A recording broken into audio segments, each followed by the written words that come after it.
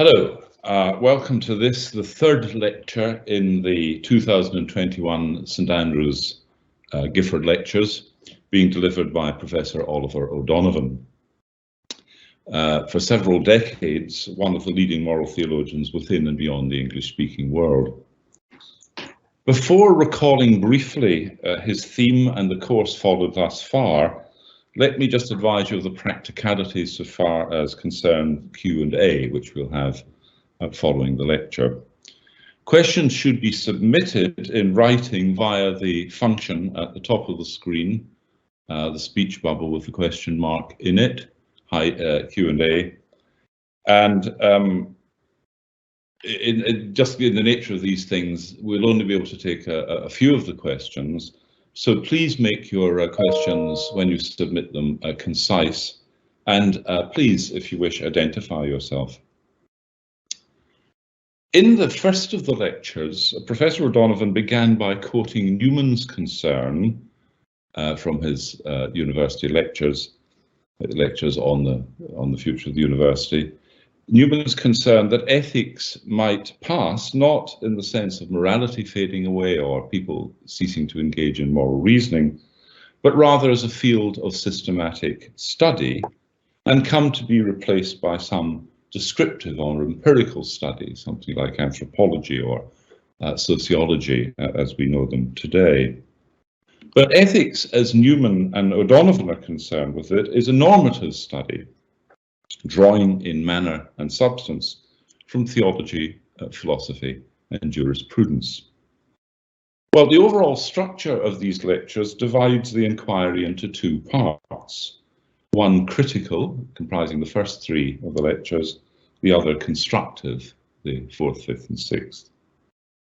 The former, the first half, identifying aspects that have receded, if not altogether perhaps disappeared, the good, temporality, time, and personal agency. The latter examining conditions under which they may reappear, deploying the theological concepts of creation, of a certain understanding of law, the law perhaps, and spirit. His argument has been learned and carefully articulated. It's also expressed directly and with evident conviction. It is, however, subtle and intricate, and if I may dare to offer a clue to the listener, to the viewer, it would be to look out for the ways in which he does three things. First of all, identifies some salient feature of our ethical thought. Secondly, draws out its not always obvious but then recognizable content. And thirdly, invites us to consider what would be required to make sense of that. As well as being a recurrent method, I think this may also be seen as a bridge between the critical and the constructive phases. This, however, is not knowledge on my part, but anticipation, and I invite Professor O'Donovan now to carry his argument forward. Thank you very much, John, and I shall try to keep my own eyes open for my doing precisely those things. In defending the reality of values, Max Scheler found himself defending one value in particular, the supreme value of the person, which he called the most hidden of all phenomena. Kant had raised no doubts about the value of the person. Those rare explosions of color that relieve the desert landscape of Kant's prose are more often than not hymns in praise of personality. But in a criticism that was quite decisive, Scheler accused Kant of not understanding the tendency of his own thought. Respect for persons, as Kant understood it, was not directed to real persons. It was directed to an impersonal principle of rational conduct. He had bequeathed the West a moral philosophy of action, in which the agent was no more than the logical subject of the action. And that was how Kant's bad influence was responsible for Scheler's other bête noire, early empirical psychology, a study in which he was extensively read, which he accused of reducing the life of the mind to patterns of experience without a personal subject. The person, then, is our third disappearing element, which causes ethics to vanish into other more reductive accounts of human action. Scheler's argument from acts to real persons was made in two steps. First, since action is complex and extended over time, to talk about it at all, we must talk about a continuous subject with a sustained practical rationality and purpose. That is the only way we can distinguish a course of action, as we call it, from a random series of unrelated occurrences. Secondly, in recognizing the purposeful course of action, we intuit the agent person together with that course of action. Introspection will never show us a person. Introspection will show us a self, a secret storehouse of psychological functions, just such as Augustine discovered when he opened the inner door on himself in Confessions 10. But a person is a self who acts, and we know ourselves as acting selves only by the actions we have performed. We recognize other persons in the same way that we recognize ourselves as persons, which leads Scheler to a definition. Restricted in scope, but, he thought, ontologically secure. The person is the concrete, essential, and real unity of acts of different kinds, which makes the word more or less equivalent to the English term agent, a continuous subject of many acts.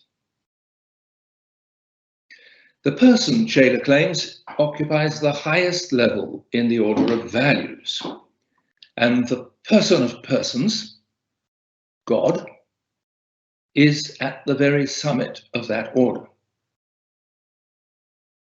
We would not be wrong here, I think, to see a certain softening of Scheler's reservations that I mentioned a week ago about the coincidence of supreme value and supreme being.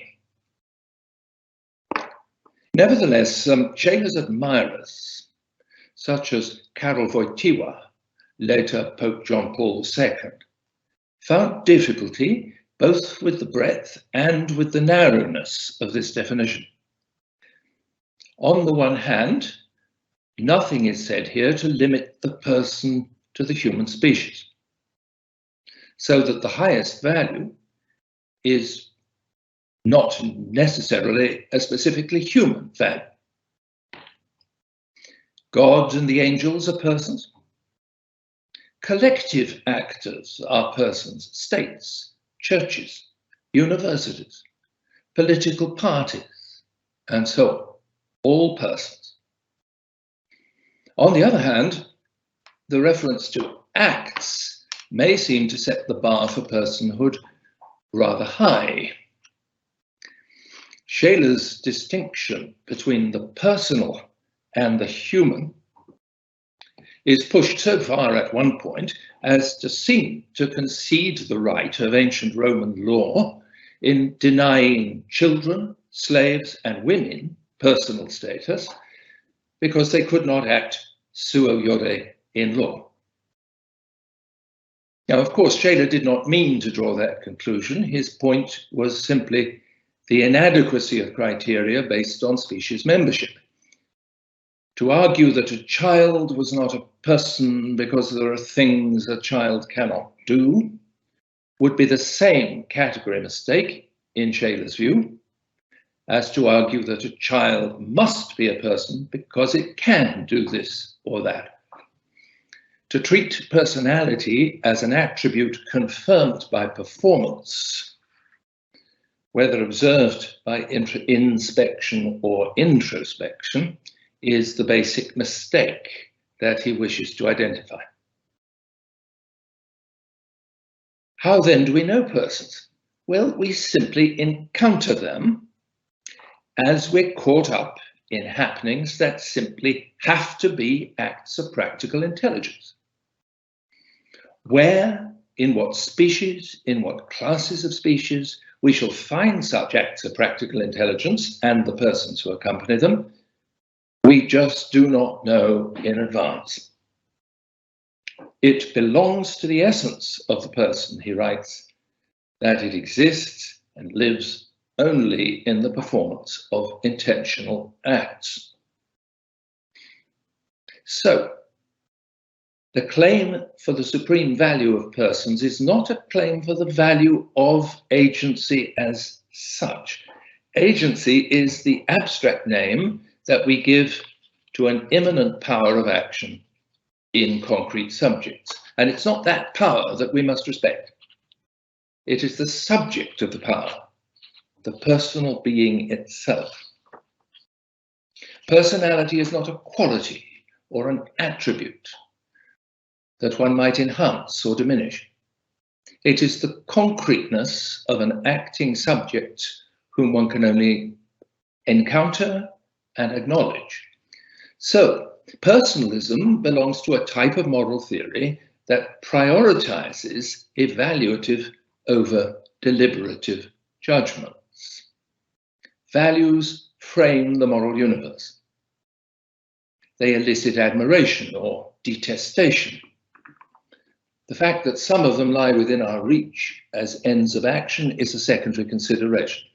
The value of persons is not among the values that we may do anything at all about.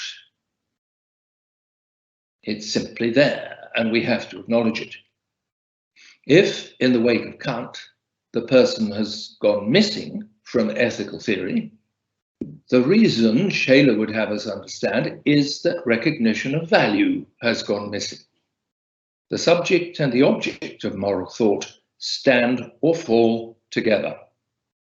The person valued, the person valuing are of one nature.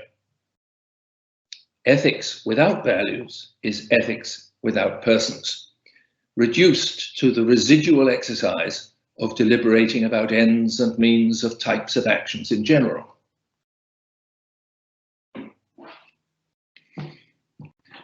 At this point, perhaps, we become aware of the debt that Shaler owes to a central stream of Catholic Christianity fed by the Gospels.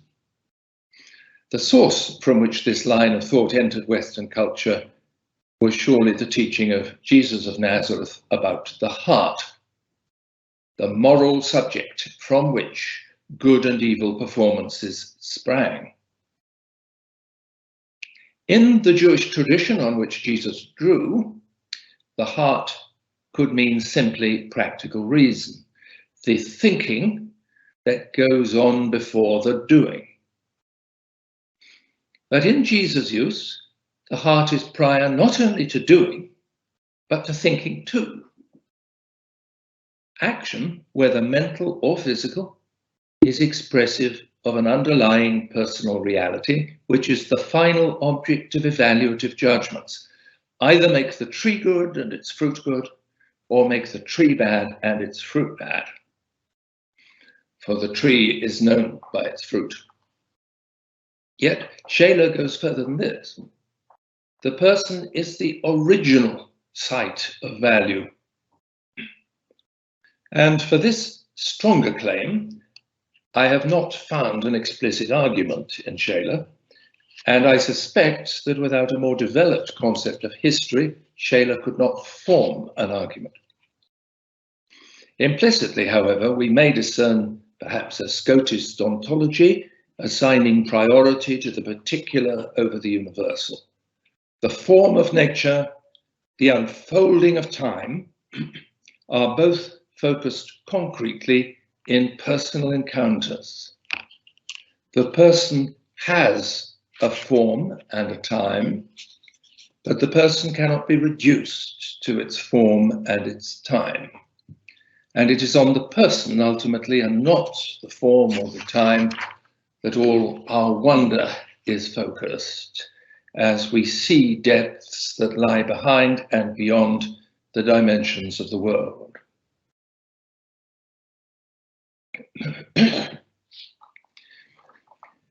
Scheler then extended his disagreement with Kant to include what Kant had called Gesinnung.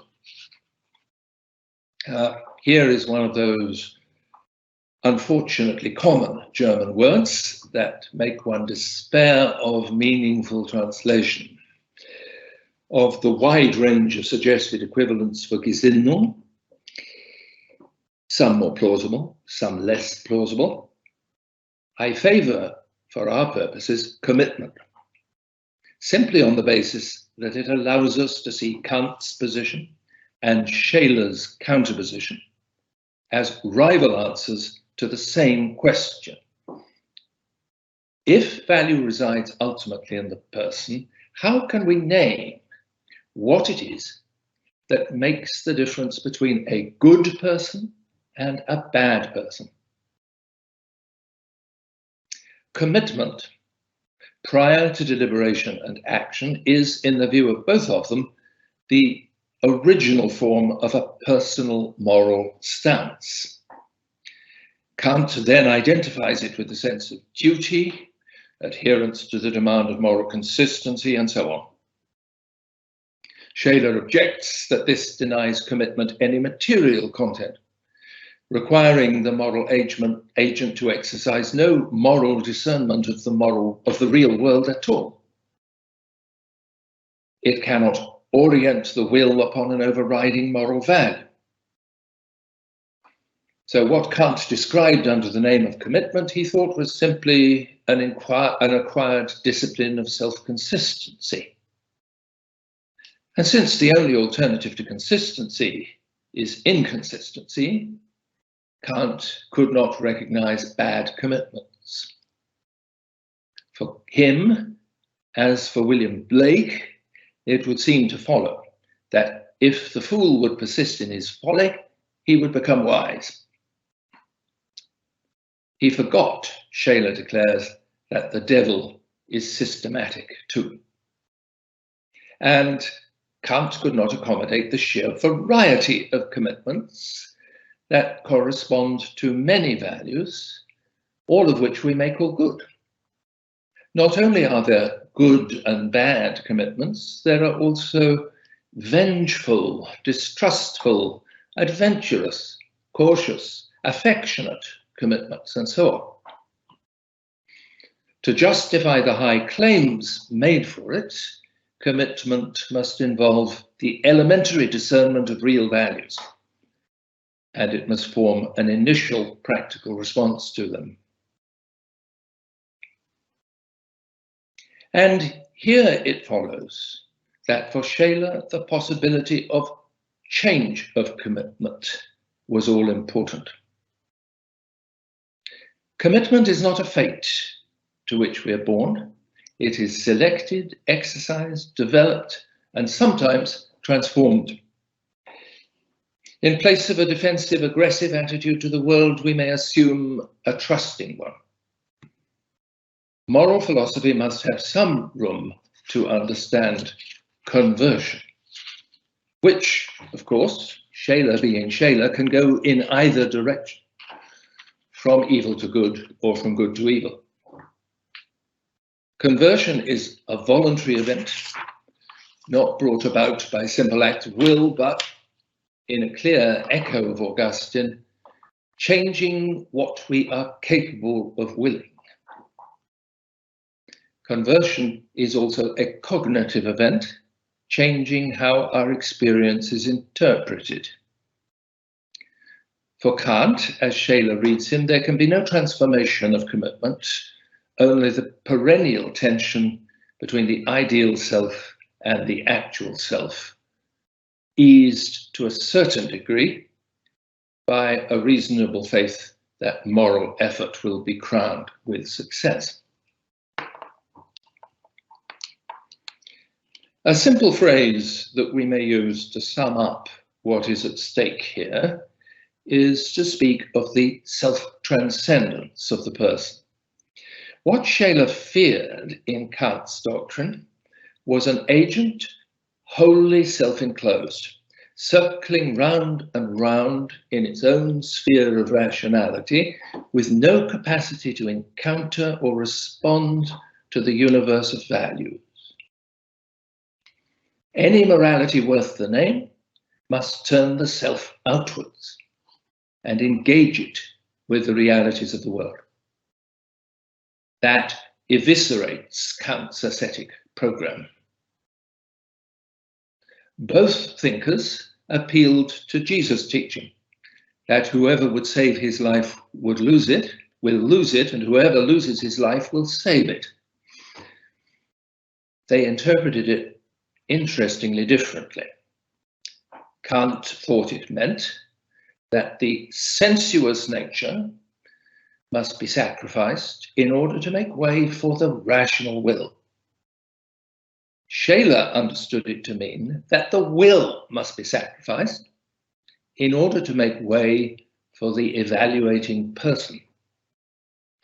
Only the defeat of the will's pretension to create values sets us free to encounter the real values there are. And it's through encounter that we recognize the highest value in reality, which is ourselves as persons and others as persons, which becomes, on Scheler's construction, the central formal test by which any ethics must be judged.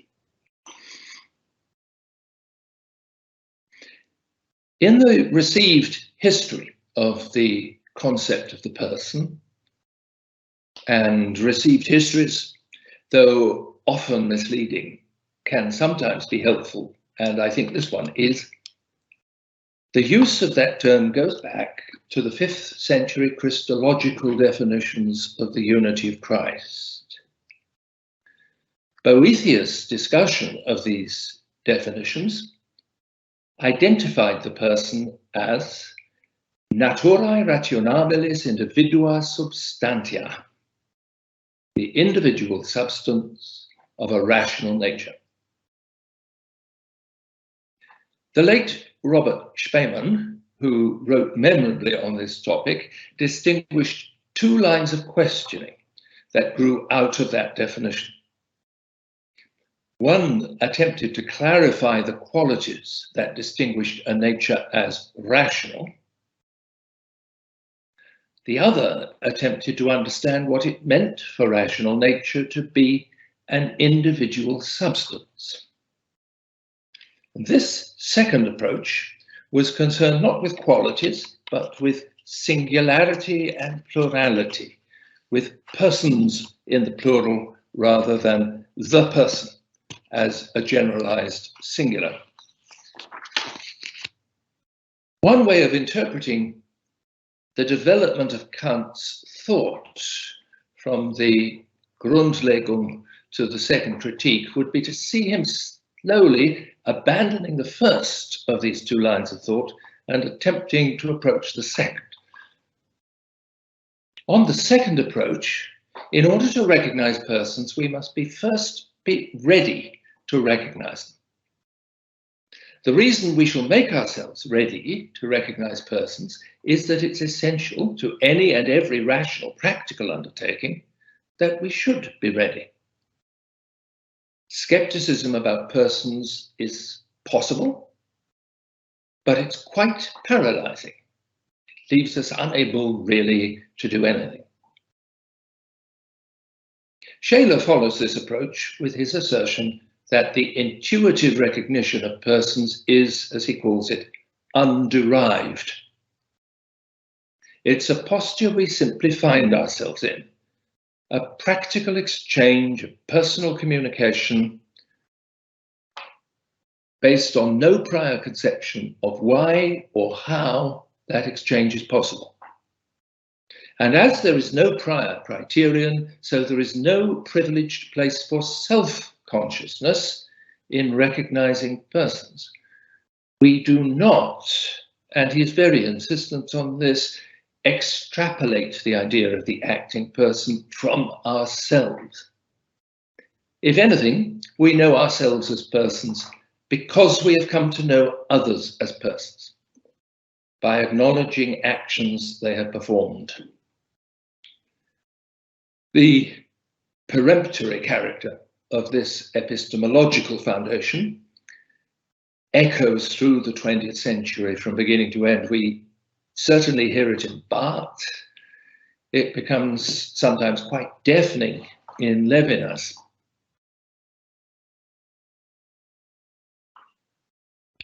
Spemann elaborated Scheler's point by exploring another notion that was present in Scheler, the notion of a community of persons.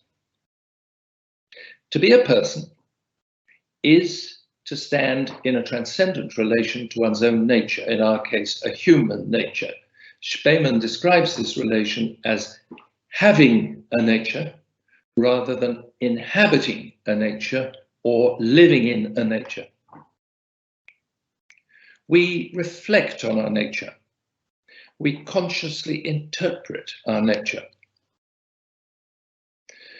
Now, while all natures have particular instances, if there is the nature of a cat, then there can be this and that cat. If there are rocks, there may be this or that rock, and so on. Persons are not just instances of the kind, the person. The phrase, this cat, accompanied by a suitable gesture, refers quite adequately to its object. The phrase, this person, accompanied by a gesture, can never do so. It will always diminish the object. To refer to a person adequately, one must use a name. And there is an attractive metaphor for personal relations, which Spemann may have found in Scheler, but put to his own uses. A person is a unique place within the community of values. Places are quasi-personal constructs, and we refer to them by names. They can be fully identified only by plotting their position in relation to other places. So, in describing St. Andrews, we say that it is east of Coupar, north of Anstruther, and so on. Similarly, a person is identified in relation to other persons. It's not senseless to ask, who am I? And then to try to find an answer by naming significant other people with whom my life has been bound up. But there is a point at which this analogy fails. Personal names are not used to refer, as place names are, but to address. It's a distinctive feature of personal existence that it's known not by way of objective descriptions, but by second person encounters as we speak to one another and are spoken to. So Scheler's friend, Martin Buber, propounded in his I and Thou. And here we reach the paradox of singular personality. A nature, which in principle may have any number of instances, may have only one instance in fact. We can imagine a world in which there is just one mountain, just one giant panda left, even just one human being left. There always could have been more. But a radically individual being, a person, can only be known by other radical individuals. So there are at least two radical individuals, or there are none at all.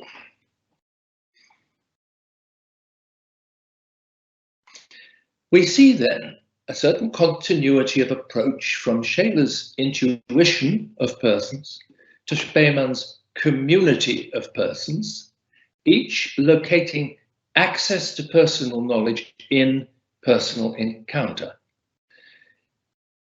In Scheler's and Buber's technologically innocent world, it was possible to stop at that point.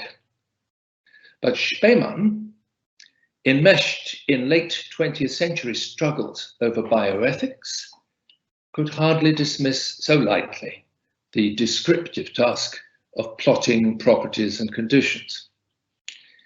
It had become, by the end of the 20th century, urgently important to know how claims to encounter persons in this or that situation should be evaluated. It may be true that we know a person only as we meet one, but if it is also true that we must be ready for such a meeting, must we not ask ourselves when and where such readiness is indicated? Someone who talks to a dog, I don't mean to give commands, but perhaps to offer information to the dog, is viewed as a genial soul. Someone who talks in the same way to an African violet is regarded as mildly eccentric. But neither is thought to be wholly in earnest. It's a kind of game, serious game, quite possibly useful in managing dogs or making violets grow. But when a pig cries out to us from an advertisement for veganism to treat him as a someone, not a something, or when we hear reports of porpoises circling around a human swimmer to ward off sharks, the stakes then become very much higher. And how much higher again are they in what is now a generation-long struggle, always unresolved over the public refusal of legal protection to the human child in the womb. So, the question of criteria, having been peremptorily banished by Scheler, returns in a modified form.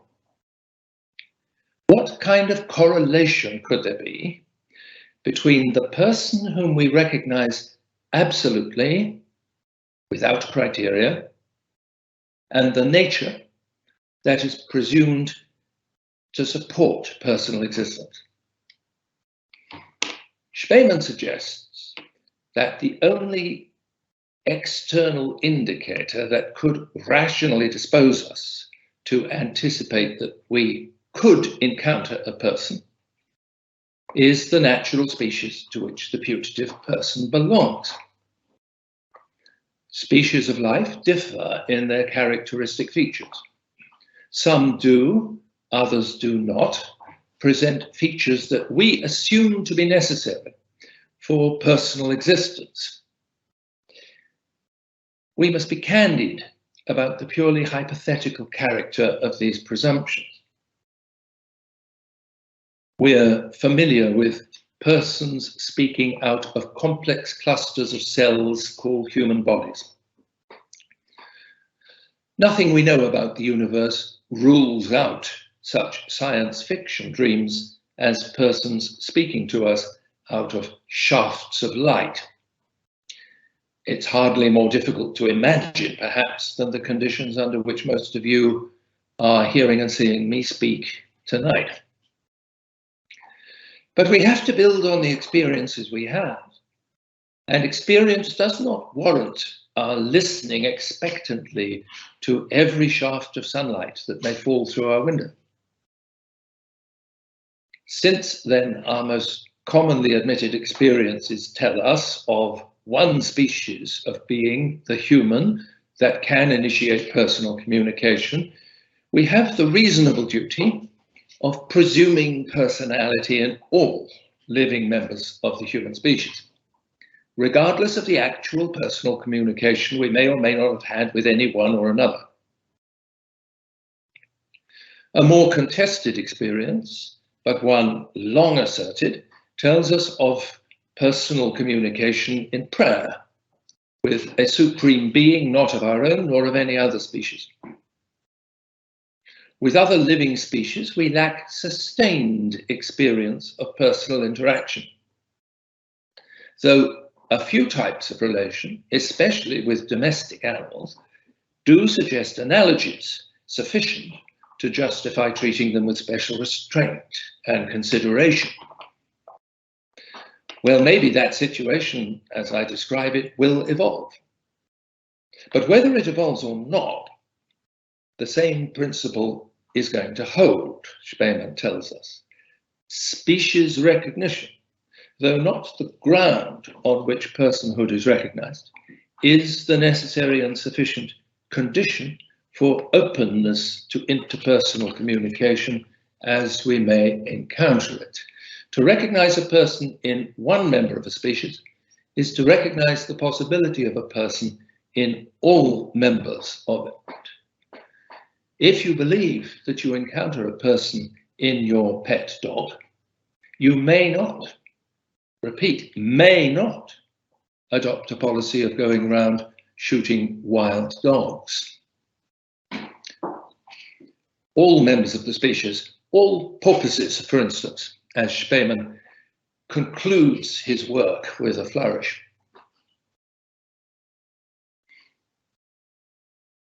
Well, this serious and sustained attempt to establish the idea of the agent person in the face of idealist constructions has had some stubborn difficulties to meet. To speak of a person is to speak of a being that achieves concrete identity as he or she is engaged in communicating with other persons. To speak of a person is to speak as a person to a person. It is to be actually engaged in interpersonal communication. The view of the person then is limited to the exercise of practical reason. How does this relate to the seemingly theoretical and comprehensive judgment that the person is the highest value? There are two problems here. One subjective, one objective. Both have to do with time. First, there is a misfit between the comprehensive scope of that claim and our fragmentary experiences of moral satisfaction. Whatever moral satisfaction we may feel with ourselves is provisional. We may judge that particular deeds and experiences we have performed were good, but we make that judgment against the background of a moral aspiration still unsatisfied. I may regard something I once did as a success, but I'm not in a position to regard myself as a success. I cannot yet grasp myself whole and entire as a person. So being unable to do that, how can I know that I am a good person? If, from an eschatological position, I may finally be able to do so, how can I know now whether I shall be or ought to be satisfied with what I will, from an eschatological point of view, grasp? Secondly, any given person, myself or another or a collective person, is no more viewed objectively than a passing moment in the vast time span of the universe, at least as I meet that person. So, how can the person as I meet it claim to be more than an epiphenomenon, a logical subject of acts that flickers momentarily into life and then disappears? Time is one factor that forces us to admit the truth of Augustine's famous observation, "I am a great question to myself." Let us meet it by posing an alternative.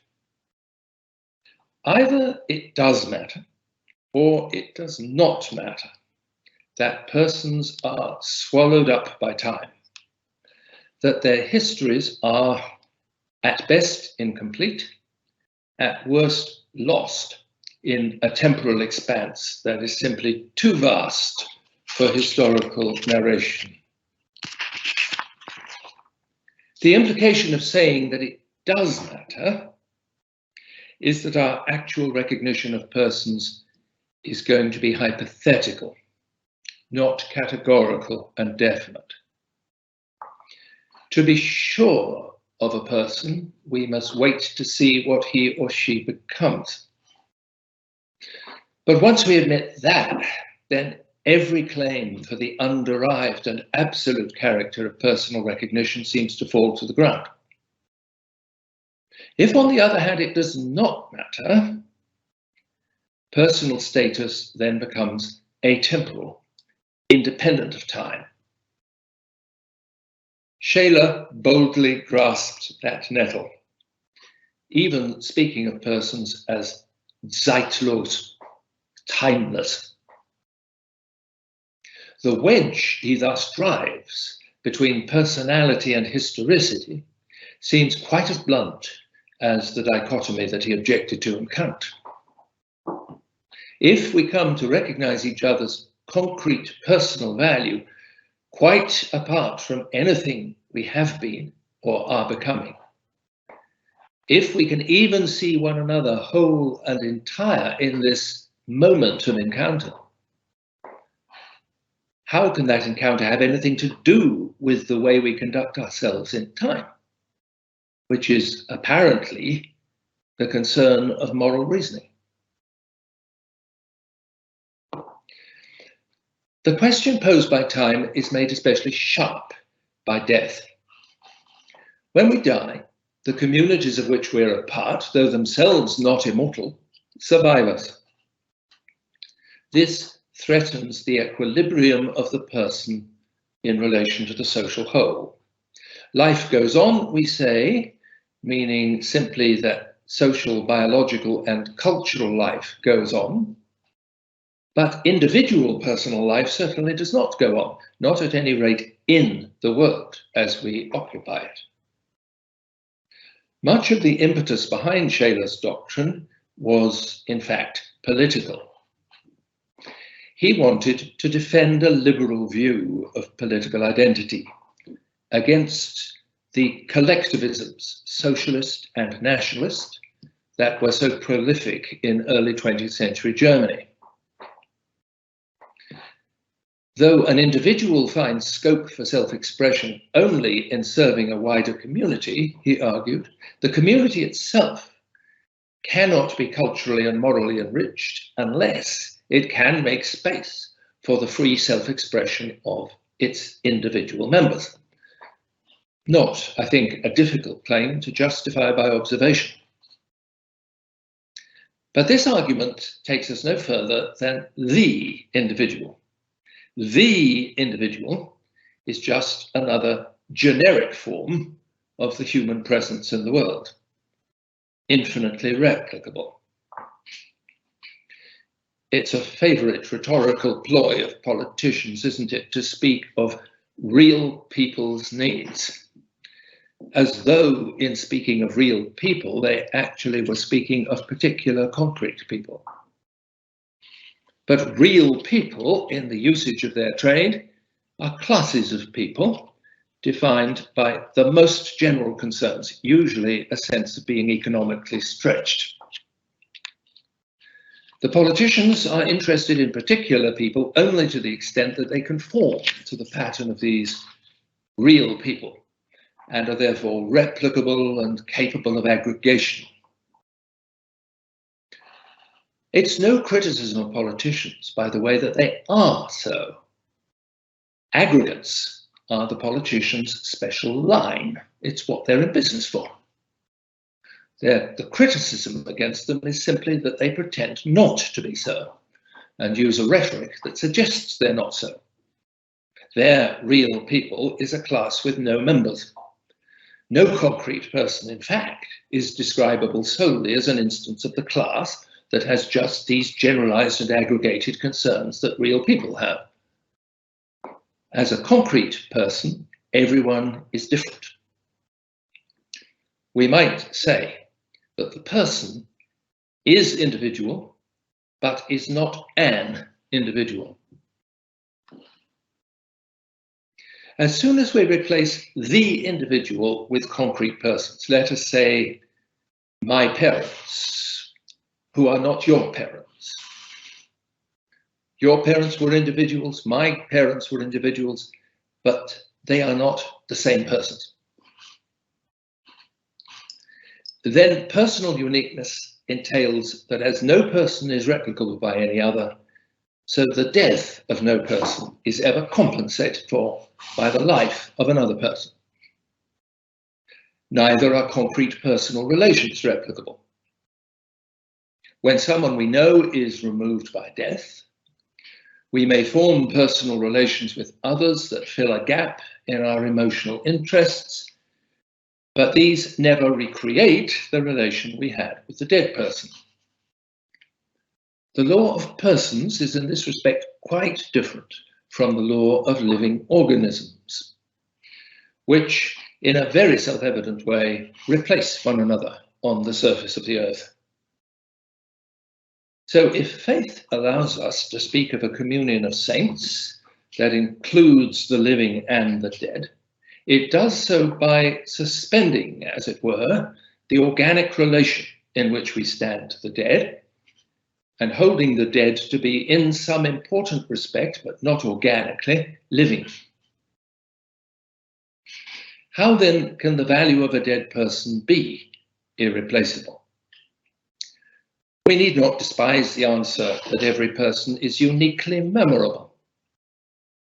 We remain conscious of those whom we have viewed with fondness, sometimes more clearly at a distance than at the time. Yet the memory of a personal relation is not itself a personal relation because it is not reciprocated. And even memory cannot be untouched by time, so that we have to make a distinction in principle between the memorable and the remembered. If we invest the dead with the dignity of being in principle memorable, even when there's nobody left who can remember them, we must do so on some other basis than memory itself. It appears then that the person as the supreme value could only be grasped from an eschatological point of view. From that point of view, we could be in a position to say that the relation of persons to persons was the highest value time had afforded, and that the concrete value of each person remained immortally precious. The religions of the world have taught us to imagine such a point of view by expecting a last judgment of the dead according to their works. An expectation, you note, that is anchored both in the concrete reality of the dead as persons and in the moral significance of their actual histories. If one thought more than any other haunted the reflections of a post-religious 20th century, it was that this imagination, apparently of such crucial moral importance, could not be realized. I should like to be judged, says a dying philosopher in one of Iris Murdoch's novels. I want to understand it all. But that is on the opening pages of the novel. And in subsequent chapters, the philosopher is replaced by the novel's other characters. The philosophical point of view, then, is perhaps all that is left to our culture of the faith that death led to judgment with greater or lesser hope of mercy. Heidegger famously attempted to reconstruct that faith on existential terms, advocating the authenticity of living towards death. But the attempt to view ourselves as though we were seen whole and entire by some eschatological other must, even from a philosophical point of view, be rather suspect. At best, such a train of thought might be a counsel of prudence, making us more aware of possibilities within ourselves. But it might equally evoke a narcissistic scrupulousness. And so it was that it seemed to much mid-20th century thought that nothing useful at all could be said about an authenticity that trades on a personal knowledge of ourselves that we actually cannot reach. Moral judgment ought to venture no further than asking what anyone else would or should have decided in similar circumstances. Thus, the loss of the eschatological point of view hastened the loss of the person.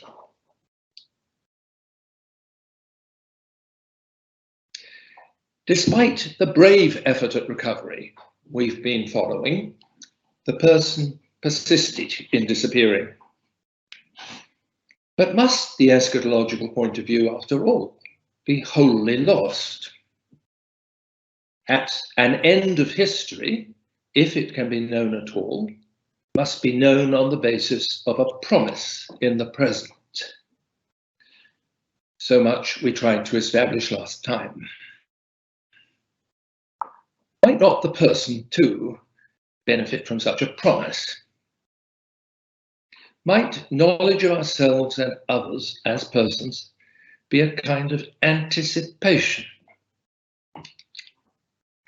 As Shaler insisted that the reality of the person is grasped intuitively, not inferred from data of inner or outer consciousness, might that intuition not be given us intermittently at moments of heightened moral awareness? Perhaps disappearing and reappearing is all part of what personal existence in the world, like the study of ethics itself, necessarily involves. Well, I've concluded the preceding two lectures by pointing to religious beliefs and practices that shed some light on the disappearances of ethics. And here, let us take note of the confession of sin. Confession seeks a recovery of personal agency, grounded on acknowledgement and not simple denial or repudiation of what has failed in our exercise of agency. It is because I reach out to the agency I ventured and failed at and own it that I can begin to believe in myself as an agent. Paradoxically, then, it is sin, not achievement, that is the basis on which recovery of agency is sought. Achievements and accomplishments present no interruption to our busy construction of our life histories, but sin forces us to confront the sheer difficulty. To be bound in sin is to lose the capacity to imagine our agency coherently. All accounts of what we have done are then converted into descriptions of what we have suffered, from the malign agency of demons, perhaps, or the awkwardness of other people, or meaningless fate. Homo activus very quickly becomes Homo queribundus, if I may coin the term, man the complainer. In confessing sins as ours, we move out of the complaining mode and rediscover the agency that connects us with them. And so we rediscover ourselves as responsible for the histories we carry with us, even when we take a new view of them. We preserve self-unity from the damage done by past deeds. Of course, when we search for that thread of agency, we may fail to find it. Our claim to be able to pick it up and grasp it may be an empty boast.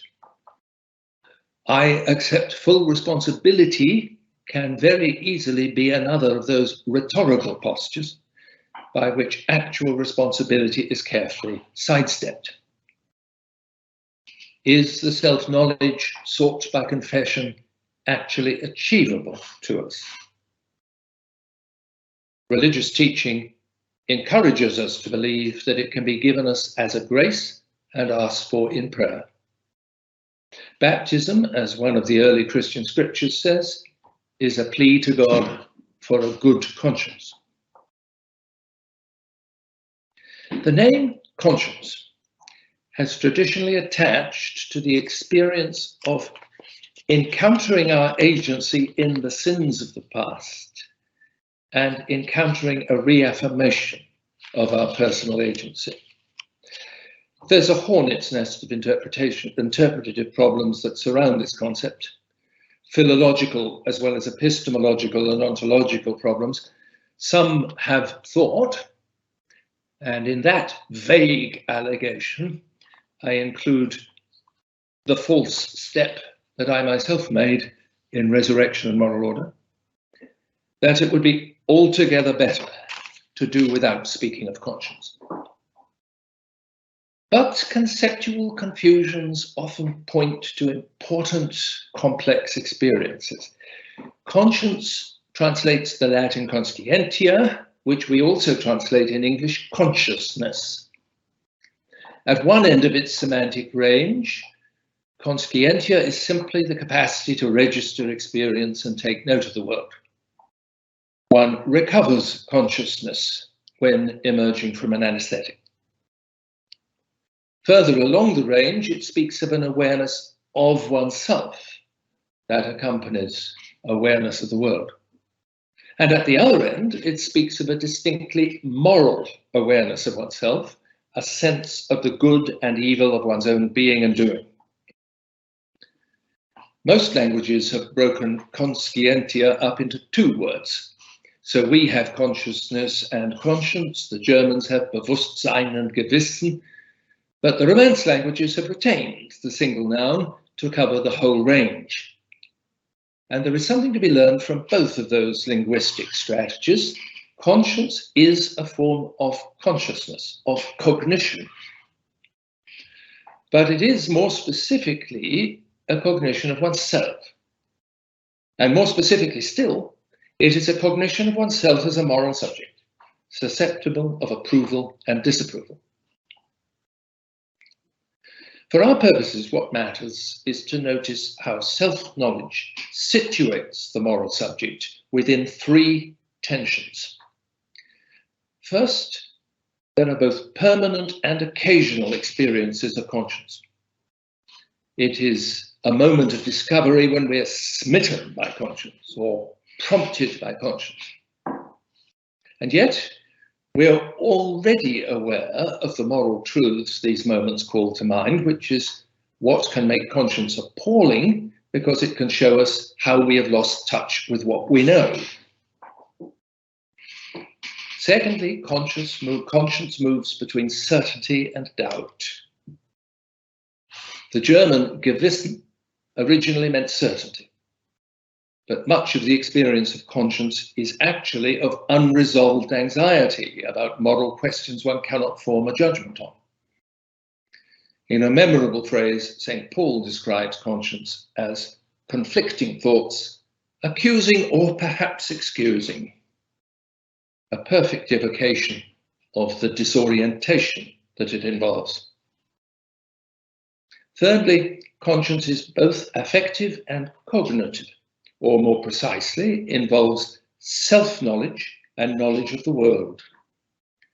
It is a recognition that I am as I am morally, but also that certain things are as they are morally, irrespective of my feelings. Religious instruction invites us to engage in the self-scrutiny that sustains personal agency. It offers the hope that through its uncertainties, we may come to moral clarity, not only about our deeds, but about ourselves, so that we may reclaim ourselves and act. And that is the good conscience, which the rite of baptism is said to plead for.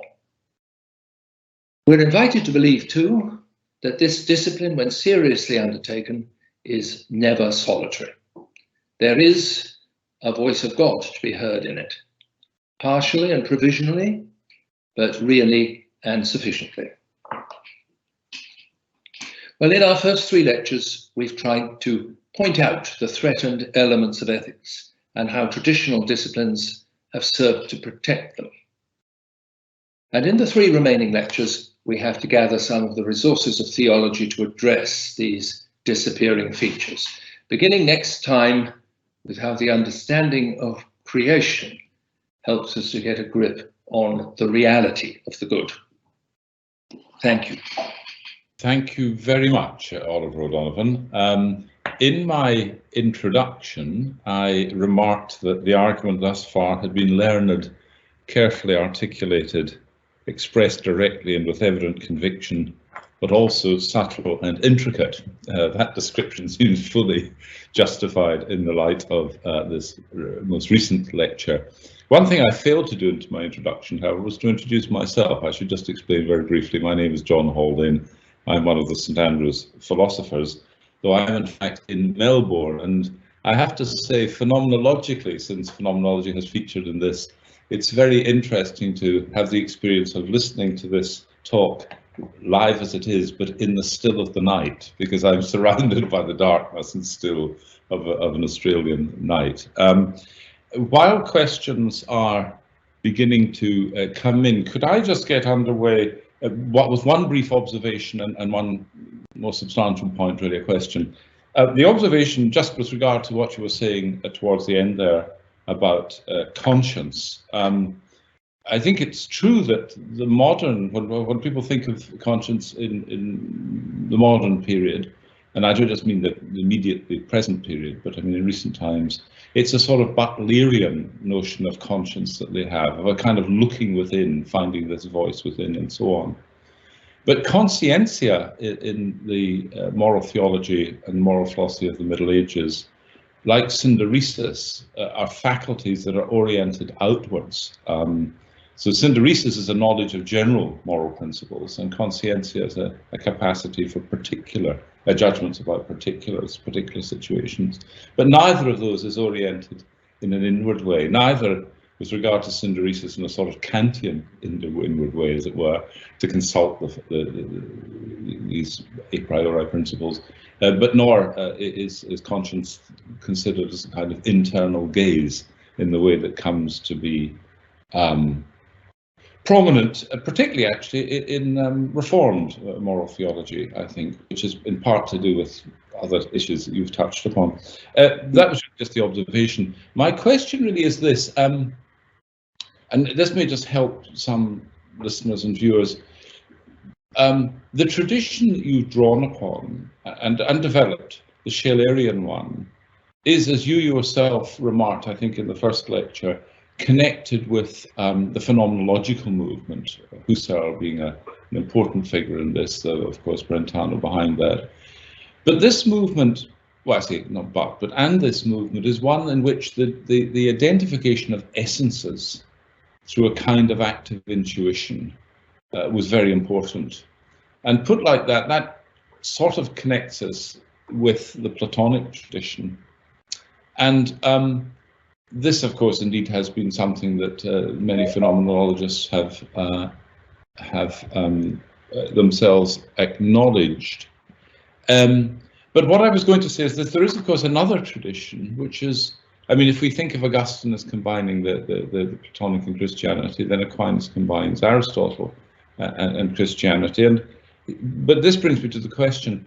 One concern that some people might have about the approach that you've favoured, the Schellerian approach, and you did say things today that address this, is that it might be sort of grounded in a certain kind of seeming to us about the nature of others. Whereas you might think what we need as a corrective or to balance that is a kind of third person anthropological account of the human being as well. So that if we're to, because seemings can take us in different directions, what can seem to one can seem different to another and so on. And as you yourself put it, in this account, the Schillerian account, we have to interpret ourselves. Now, of course, that is undoubtedly true, but one might think that one also needs, as it were, as a counter or as an anchor, let us say, a balance to this, a more third personal anthropological understanding. And that might suggest really the need of a synthesis between something like the Aristotelian naturalistic perspective advanced and developed by Aquinas and this more phenomenological experiential account rooted in Augustine and then developed by these figures such as Scheler and others. And indeed Edith Stein, whom you didn't mention, but is an interesting bridge between Scheler and Karl Wojtyła. So I don't know whether you want to respond to that at all, but we also have some questions coming in now. That's very much the point. I think the feeling you've just expressed, John, is the feeling that Wojtyła himself brought to Scheler. This is very fine, but what about anthropology? Can't we get to the human being somewhere through all this? Is this all these persons who are doubtfully human? What do we make of them? And I think it's a very reasonable question. And in a way, my interrogation of Scheler tried to follow some of the same lines by bringing in things like human existence in time and human death, neither of which really have any interest, I think, to Scheler and in his personalism. I hesitate to leap to the recommendation that a return to Aristotle is the solution to such a series of questions. First, I think because Aristotelianisms are many, and secondly, because Augustinianisms are many. And this particular following on from Augustine is by no means the only thing that Augustine can offer us in anthropology. I mean, in some senses, he laid the foundations for theological anthropology of the West, on which Aquinas himself built. So I think I don't quite want to accept the polarity, while gladly accepting that in pursuing this question, we can't maintain a sort of rigorous Augustinian purism or phenomenological purism. I think the interesting question about phenomenology, which as a form of philosophy shows us so much and draws our attention to all the things that the empirical tradition and the English-speaking world tended just to ignore, realities that just passed by because they didn't fit, is whether the phenomenological question then ties us into too purist a mode of pursuing reality, and whether it doesn't need to be on more fronts. So, I mean, if that's the tendency to which your question is pointing, I just want to go along with it. Thank you very much. I'm looking just now at two very interesting questions, rather contrasting questions, one within the context of academic moral theology and so on, and one to do with something rather morally directly to do with moral experience and so on. So I think we'll take both of those if we may. The first one then is from Mark Elliott, and he asks, how do you respond to Fergus Kerr's evident dislike of personalism as it appeared in 20th century Roman Catholic theology? Was it good for philosophy, bad for theology? And I should just add a note there for those who may not be aware of this. Fergus Kerr, a Dominican, for many years editor of New Blackfriars, and a very well-read and rather a good cartographer of movements within Roman Catholic, and not only Roman Catholic theology. But anyway, so how do you respond to Kerr's evident dislike of personalism in RC theology? Was it good for philosophy and bad for theology? I'll take that one on its own, shall I? Yes, yeah. Yes. one can always learn from what Father Fergus had to teach one. He was a most remarkable figure and colleague. I'm proud to have been briefly in Edinburgh alongside him. I can believe, I don't want to say things about Roman Catholic theology, but I can believe that these searching philosophical questions can too easily be taken up by theologians.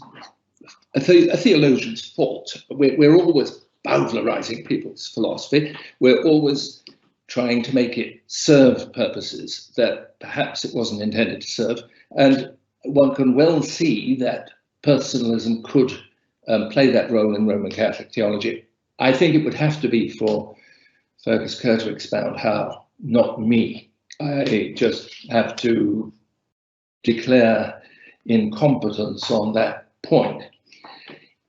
For me, the use of this whole approach is fundamentally as a counterpoint to Kant. All ethics, in the end, modern ethics begins from Kant. I don't see there's any way of getting away from that. And everything else is a counterpoint. So what counterpoints show up? The particular losses that the Kantian breakthrough incurred.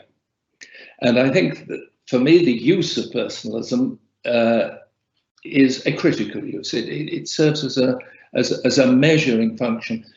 This, that, and the other, the Kantian tradition could not say. It had no words for. It had no thoughts for. And this is important. That, I think, is as far as I want to go with personalism or Shaler. I by no means think that Shaler offers us the answer to all these problems. As I already indicated, I think his concept of history is deficient. I mean, it's barely there. Every now and then, as Kant every now and then launches into a sort of rhapsodic praise of personality, which he hasn't earned. Every now and then Shaler gets into some rhapsodic praise of history, which he hasn't earned. So I think we have to note that. Thank you very much. Now we have a question which I think is a very penetrating one that both addresses conceptual but also a real sort of ethical concern. And this comes from Stephanie Redfern Jones. She says, "Thank you, Professor Oliver. You said," she quotes, "the memory of a dead loved one is not itself a personal relation because it's not reciprocated. How then," she asks, "can we make sense of engaging with persons if reciprocation is required but cannot be achieved? I'm thinking," she says, "of examples such as individual persons with dementia or those who have severe learning disabilities." I'm grateful for that question. The key, I think, to the engagement with persons for this line of discussion has always been expectation and anticipation of a personal response. In order to recognize a person, one must go looking for one. That has been the key message that I think they've wanted to get through to us. You'll never know whether your Aunt Agatha is a person until you decide how to behave to her as one. And then you will wait. Maybe she will reply, maybe she won't. Maybe she will be a person who doesn't communicate with you. These are all possibilities. But when we're talking about personal encounter, we're talking about something on which you have to venture, always. And that is why I rather wanted to reach the conclusion that the real location of this doctrine of personal knowledge is eschatological. And it's given to us as a promise which we can't wholly appropriate or claim in all circumstances, but can live by, allowing ourselves to look for persons where persons are indicated, even if the immediate confirmation of our expectation is not to happen. Thank you very much. we'll switch now to a question that makes the link to theological, biblical ideas. And this comes from Malcolm Yarno, who is in Fort Worth, Texas, so another time zone, and who says, by the way, that he was a student in your Augustine seminar in Oxford circa 1999. Now, his question is this. He says, one of the popular early German Bibles translated Peter to speak of, or as speaking of baptism as, I quote, the covenant of a good conscience with God, the covenant of a good conscience with God. And Malcolm asks, might this understanding tighten the link between the Christian moral life and the community alongside the person's moral responsibility to God? Might this understanding tighten the link between the Christian moral life and the community alongside the person's moral responsibility to God? That's a penetrating and difficult question. I once heard George Kent refer to what he called the secondary inspiration of the wrong text.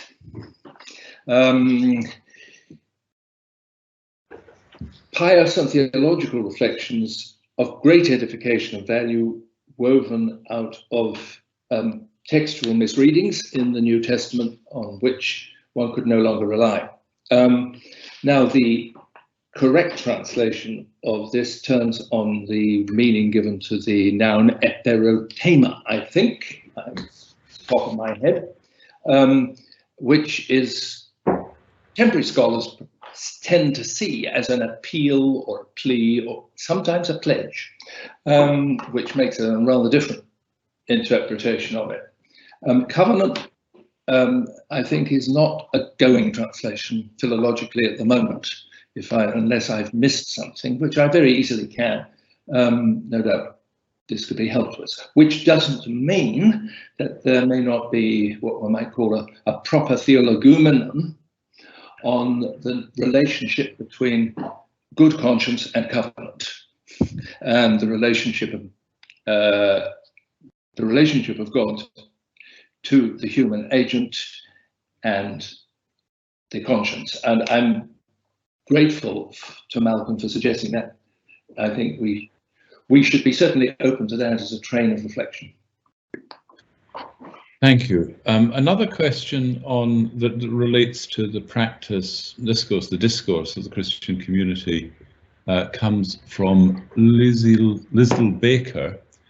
And Lizdell asks, thank you so much. Could you comment on the practice specifically in Christian community of elevating other persons by naming them as a good woman or as a good man, and the hazards or benefits of talking about each other in this way?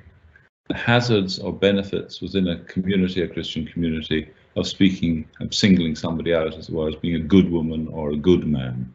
The hazards and benefits. The benefits have to be, let's start positively. The benefits have to be that we learn to attach the moral epithets like good to persons. We learn that what we're looking for is not a good electrician, but a good man.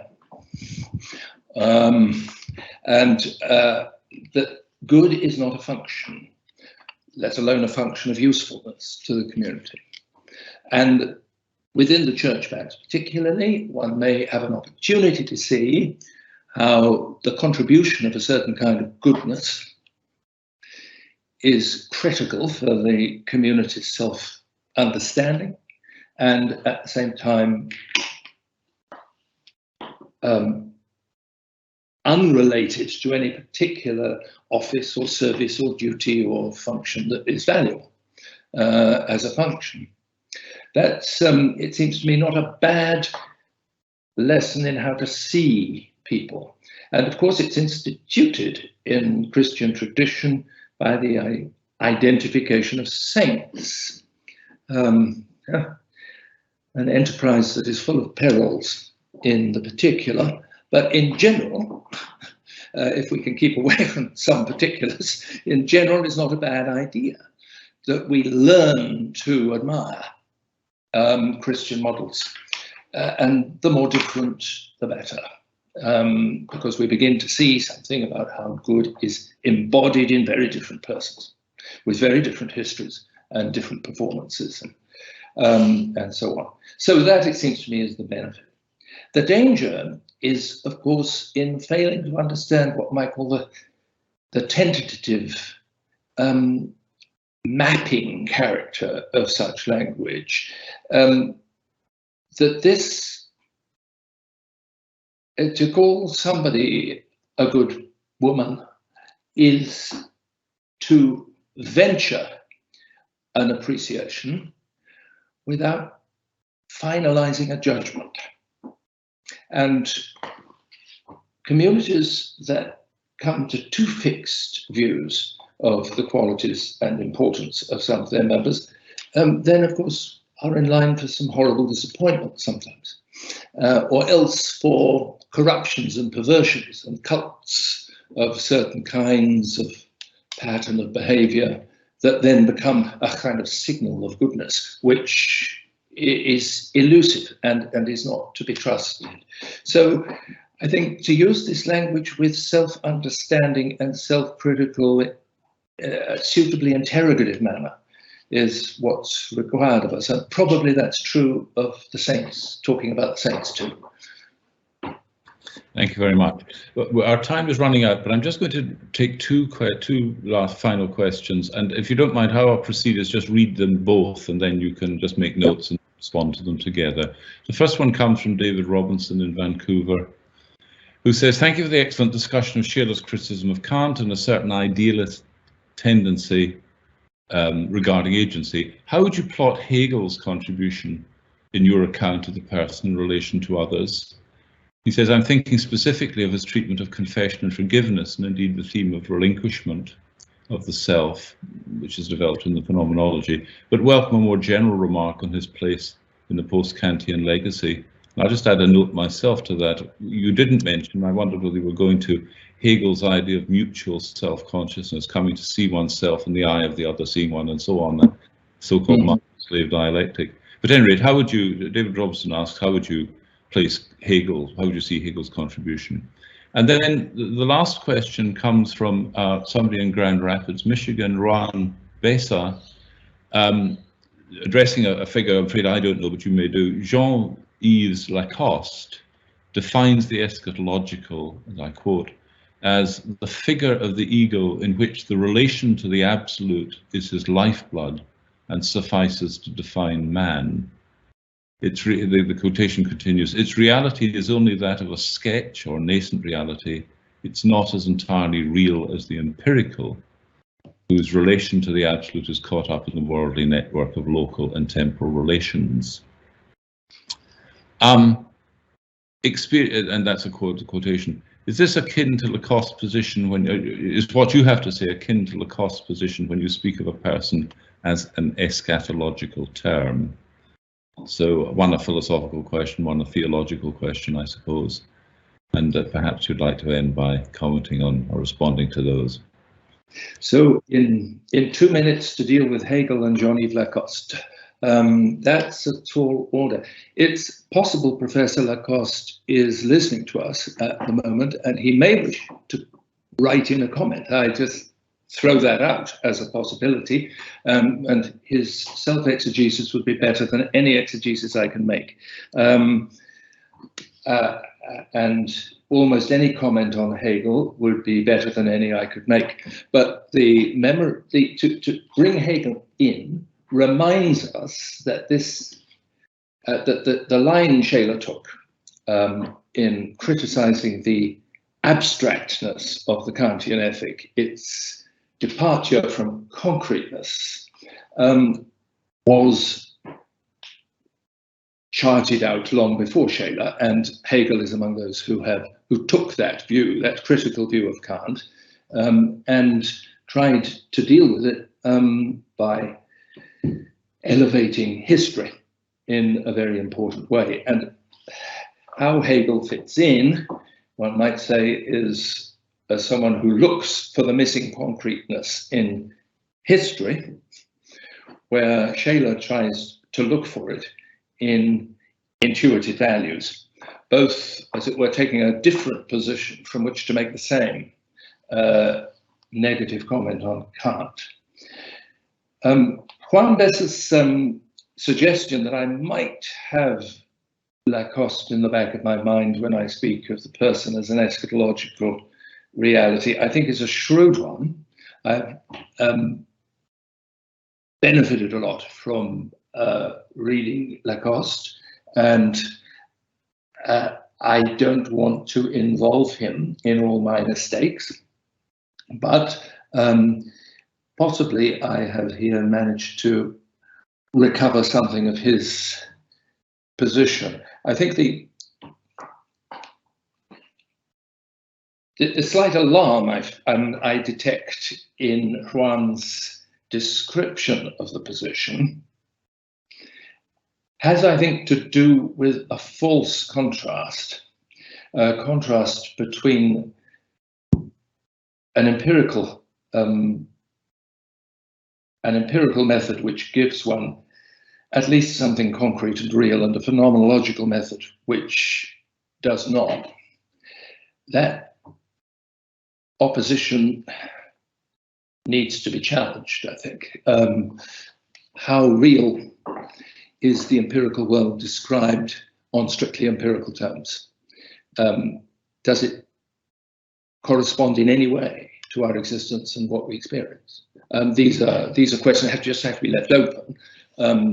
Empiricism, of course, likes to give you the sense sometimes that it's dealing in hard realities and avoiding airy-fairy ideas. It does so by reverting all the time to materialist bases. Without being materialists, I think we couldn't concede that materialist bases are the real reality. Thank you very much indeed. Good lectures make for good questions. We've had a wonderful lecture, and I think it's been testified to indirectly, but by the interest and depth of these questions. So thank you, Oliver, and thank you also our questioners for their very thoughtful and penetrating and very interesting questions. It was a wonderful lecture.